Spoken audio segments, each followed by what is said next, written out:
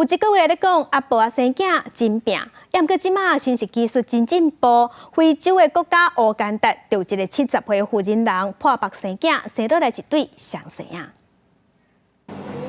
生产了几工，沙芬娜来到婴仔室探望伊的一对双生仔，看到后生的手抓着家己的手指头啊，伊心中有讲袂出来欢喜，伊就讲这是奇迹。Saya abalongo khulu nasituka wano nga basooka okunkebera ne bagamba nti nnyina abalongo。来自乌干达的沙芬娜看起来比实际年纪70岁少年。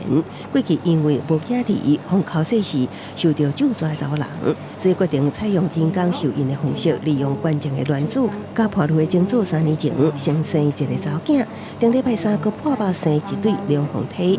医生表示，沙芬娜虽然第31周早产，也毋过囡仔目前健康状况良好。Is that actually the age is just a number. A young woman can also die from complication of pregnancy, and an old woman, if she's fit, can also survive.